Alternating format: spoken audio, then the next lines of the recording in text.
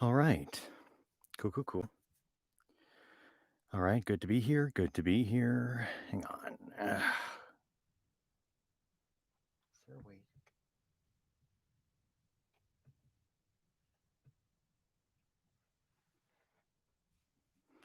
Cool, cool, cool. Here. Yeah, we're just going to wait for other people to show up at the moment. Hopefully, everyone can hear me.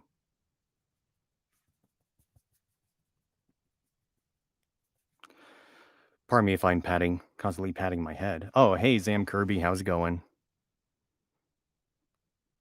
I'm just doing a quick sound check. Can you hear me?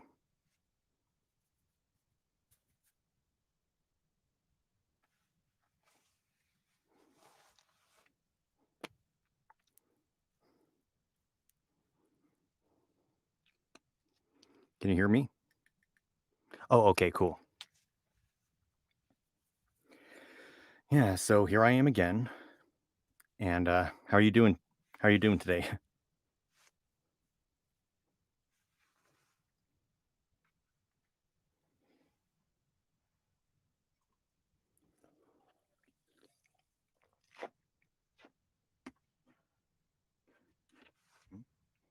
What on earth? Yeah, I'm going to set my phone to silent. I'm doing pretty good myself. I just got COVID tested like 3 days in a row because I'm actually going to be working on the set of the TV show This Is Us, and they need everyone on set to be healthy. So yeah, they don't mess around when it comes to COVID checks.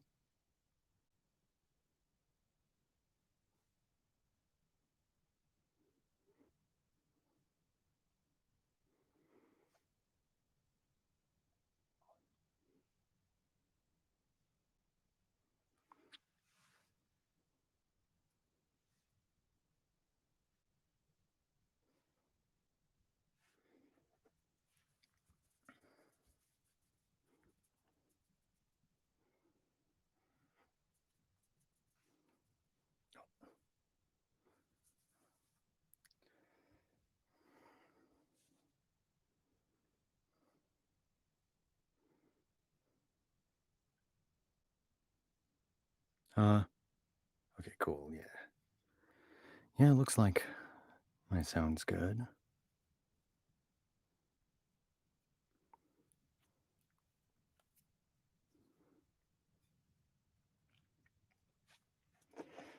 So it's gonna be this live stream is gonna be just a tiniest bit different, in the sense that instead of reading from a physical book, I'm gonna be using my Kindle.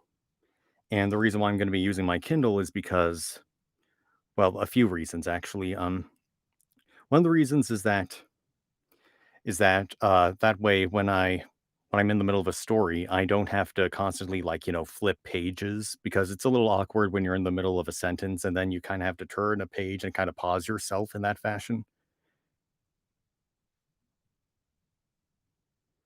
Yeah, where are the brightness setting? Here we go. So yeah, that's why this time Alice in Wonderland, the book that's currently going to be read today, is going to be on my Kindle. So right here. And a reason why I'm not using my screen for the Microsoft Surface Pro is because I still want to make sure that I'm still on camera and that everything is working well. So if I do this on a separate screen, it's very intuitive in that way. Oh, and you probably saw my what's it called, clamp light in the background right there. That's what's being used to keep me fairly well lit right now. How hot is the ring? Gotta turn it a little bit if I can. Uh, I suppose it'll have to do.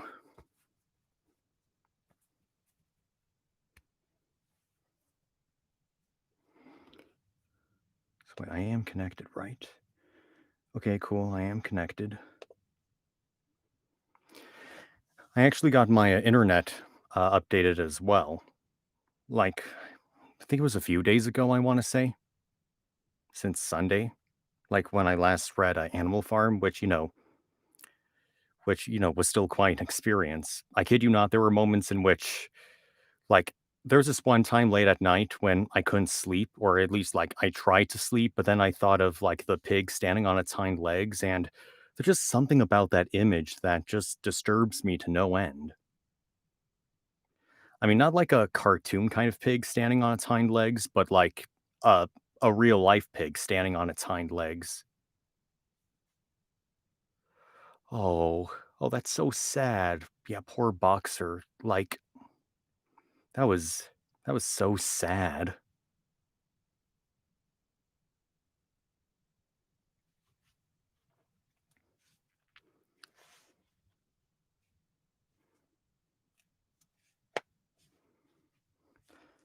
Uh, was it like a sad dream, good dream, or what?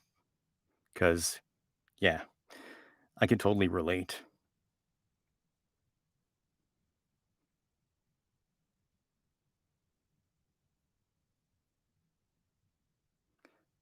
It was just me chilling with Boxer, but I woke up a little sad. Oh, it was one of those kinds of dreams. Yeah, I totally feel you. I totally feel you. I I felt like that when I've had like pets who've passed on and I've had dreams with them and I savor those moments. But like deep back in the recesses of my mind, I know that they're actually gone. And so, I'm just savoring those moments as much as I can. You know, life can be a pretty precious thing if you think about it. And well,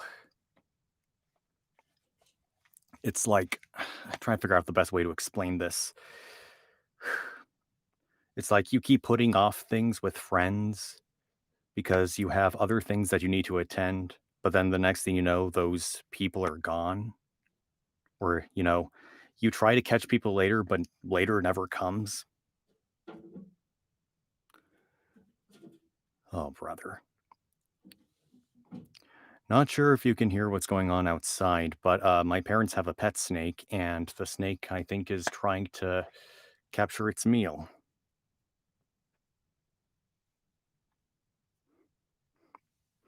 Yeah, yeah, yeah, it really does.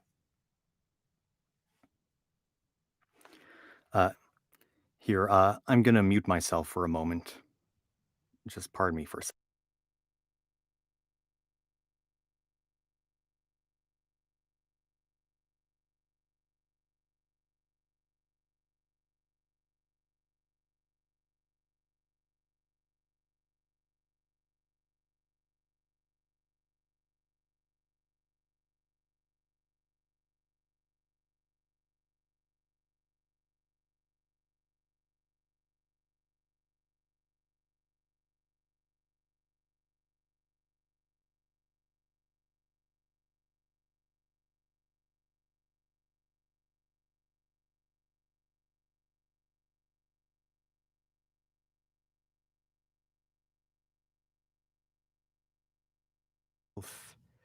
Okay, can you hear me?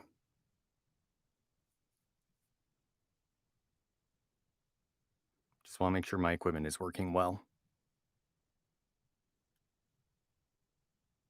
Okay, cool, cool, cool. So, yeah, I think I'll just start reading Alice in Wonderland right now. I've actually read this thing before, but it was a really yeah, dang phone. Don't know why it did that. So, anyway, as I was saying, it's actually been a while since I've read this story, so it'll be fairly new. And I did some research on it. I read bits and pieces so that I have ideas for like what kind of a voice to give the character. But when it comes to voice acting, it's not just about the voice itself; it's also about the performance. And sometimes the two can like help each other. Sometimes the voice helps with the performance. Sometimes the performance helps with the voice. It all depends on the character and your comfort level and the circumstances in which you're placed. And so I'm gonna try to give that a shot with Alice in Wonderland, and hopefully it turns out okay. So yes, this is Alice in Wonderland by Lewis Carroll, illustrated by John Tennille.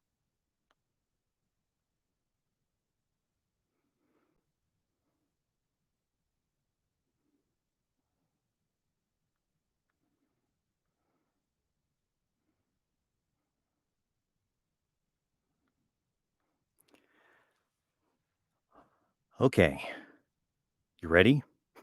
Let's do this. Alice in Wonderland by Lewis Carroll. Chapter 1.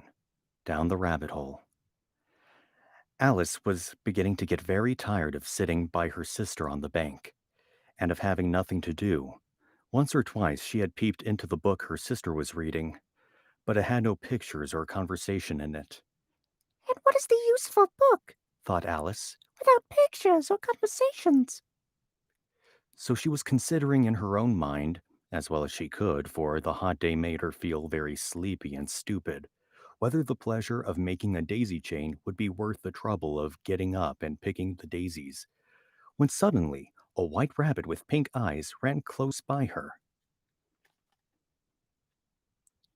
There was nothing so very remarkable in that, nor did Alice think it so very much out of the way to hear the rabbit say to itself, oh dear, I shall be too late." When she thought it over afterward, it occurred to her that she ought to have wondered at this, but at the time it all seemed quite natural. But when the rabbit actually took a watch out of its waistcoat pocket and looked at it, and then hurried on, Alice started to her feet, for it flashed across her mind that she had never before seen a rabbit with either a waistcoat pocket or a watch to take out of it, and burning with curiosity, she ran across the field after it, and was just in time to see it pop down a large rabbit hole under the hedge. In another moment, down went Alice after it, never once considering how in the world she was to get out again. The rabbit hole went straight on like a tunnel for some way, and then dipped suddenly down, so suddenly that Alice had not a moment to think about stopping herself before she found herself falling down what seemed to be a very deep well. Either the well was very deep, or she fell very slowly, for she had plenty of time as she went down to look about her, and to wonder what was going to happen next.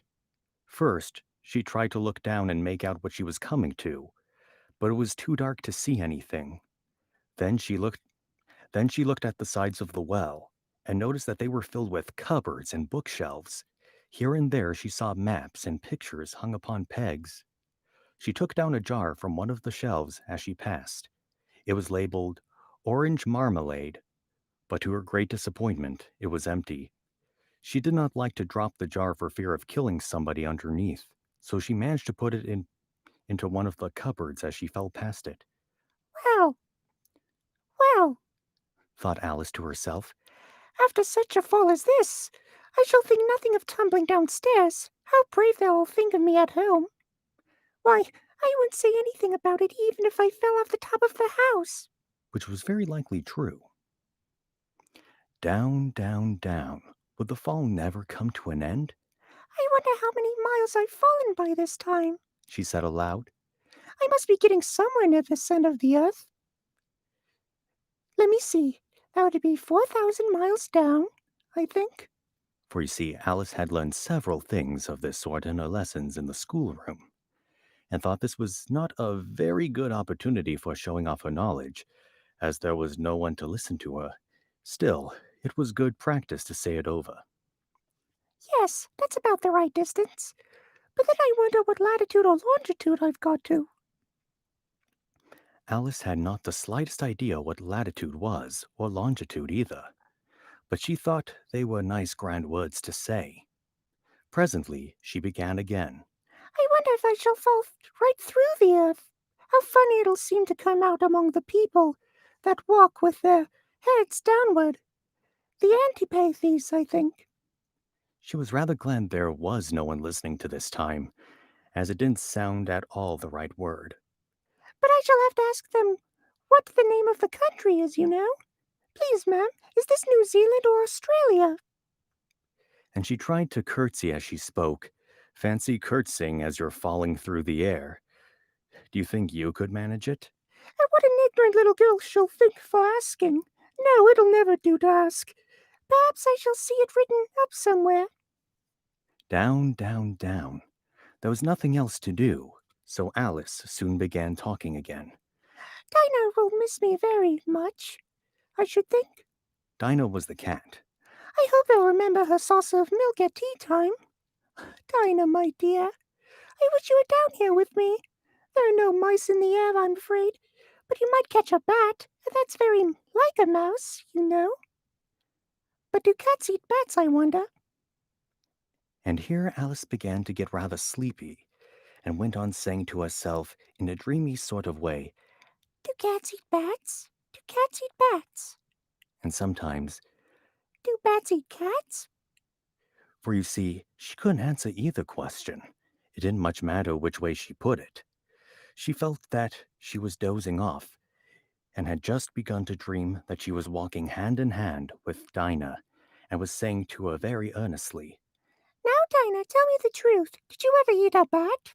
when suddenly, thump, thump, down she came upon a heap of sticks and dry leaves, and the fall was over.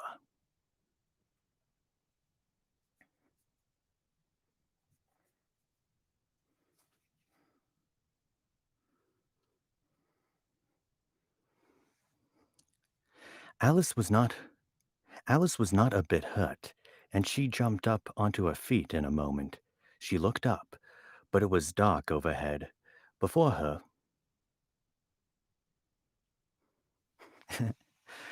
thank you so much. Yeah, I've been practicing that.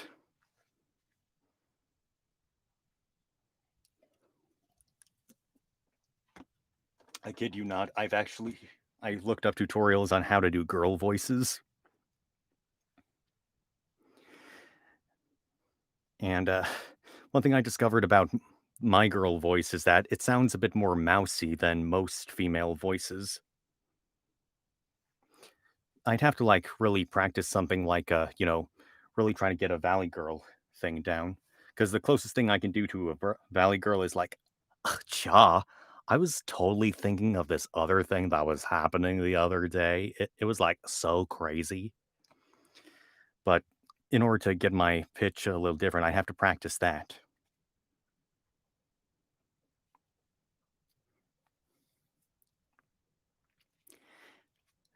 Like at first it was a bit more like this, but then to get more of a little girl kind of voice, I needed to go up a bit more. Oh dear. Something like that. Here, I'm going to put on some chapstick. I think I'll need it. Oh, and the chapstick fell out of the tube.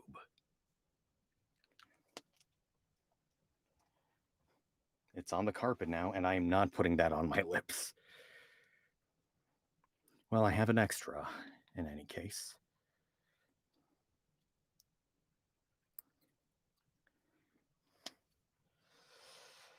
I better remember to pick that up later. But anyway, sorry for the brief pause. I just wanted to see what the chat was saying. And, Alice, had her fall stop, so I figured I'd continue. Alice was not a bit hurt, and she jumped up onto her feet in a moment. She looked up, but it was dark overhead. Before her was another long passage, and the white rabbit was still in sight, hurrying down it. There was not a moment to be lost. Away went Alice like the wind, and was just in time to hear it say, as it turned a corner, "Oh, my ears and whiskers, how late it's getting!" She was close behind it when she turned the corner, but the rabbit was no longer to be seen. She found herself in a long, low hall, which was lit up by a row of lamps hanging from the roof. There were doors all around the hall, but they were all locked, and when Alice had been all the way down one side and up the other, trying every door, she walked sadly down the middle, wondering how she was ever to get out again. Suddenly, she came up a little three-legged table, all made of solid glass. There was nothing on it but a tiny golden key, and Alice's first idea was that this might belong to one of the doors in the hall. But alas, either the locks were too large or the key was too small. But at any rate, it would not open any of them. However, on the second time round, she came upon a low curtain she had not noticed before, and behind it was a little door about 15 inches high. She tried the little golden key in the lock, and to her great delight, it fitted. Alice opened the door and found that it led into a small passage, not much larger than a rat hole. She knelt down and looked along the passage into the loveliest garden you ever saw. How she longed to get out of that dark hall and wander among those beds of bright flowers and those cool fountains. But she could not even get her head through the doorway, And even if my head would go through, thought poor Alice. it would be of very little use without my shoulders. Oh, how I wish I could shut up like a telescope. I think I could, if only I knew how to begin. For you see, so many out of the way things had happened lately that Alice had begun to think that very few things indeed were really possible. There seemed to be no there seemed to be no use in waiting by the little door, so she went back to the table, half hoping she might find another key on it, or at any rate a book of rules for shutting people up like telescopes. This time she found a little bottle on it, Which certainly was not here before.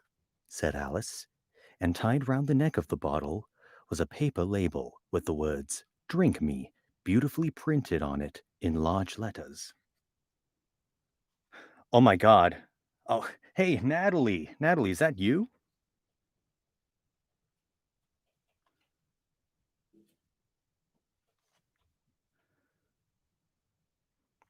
I like your username.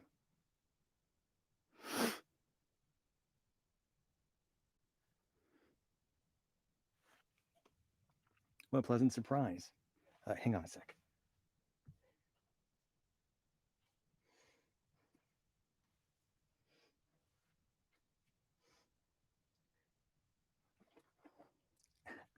I'm really happy you're here.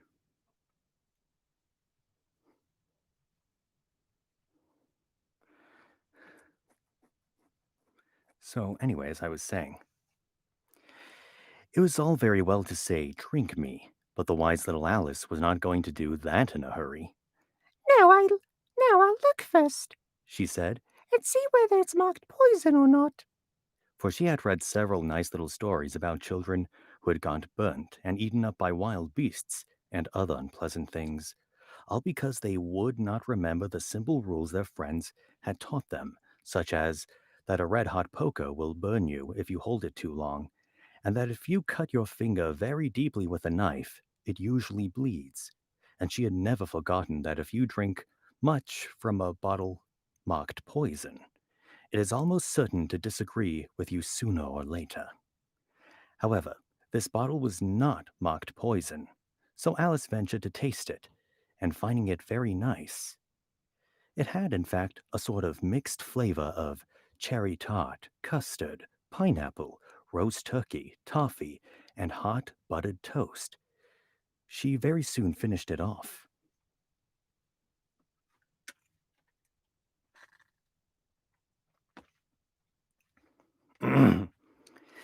What a curious feeling.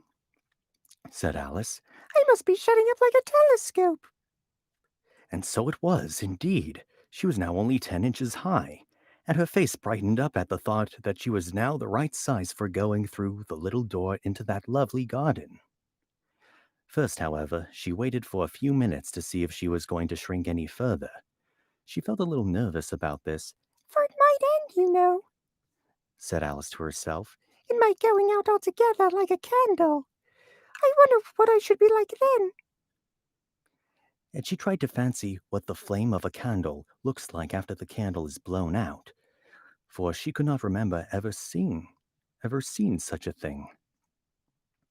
After a while, finding that nothing more happened, she decided to go into the garden at once. But alas, for poor Alice, when she got to the door, she found she had forgotten the little golden key, and when she went back to the table for it, she found she could not possibly reach it. She could see quite plainly through the glass, and she tried her best to climb up one of the legs of the table, but it was too slippery, and when she had tired herself out with trying, the poor little thing sat down and cried, Come, there's no use in crying like that. said Alice to herself rather sharply. I advise you to leave off this minute. She generally gave herself very good advice, though she very seldom followed it. And sometimes she scolded herself so severely as to bring tears to her eyes. And once she remembered trying to box her own ears for having cheated herself in a game of croquet she was playing against herself.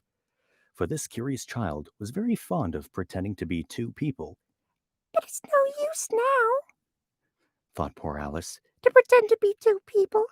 Why, there's hardly enough of me left to make one respectable person.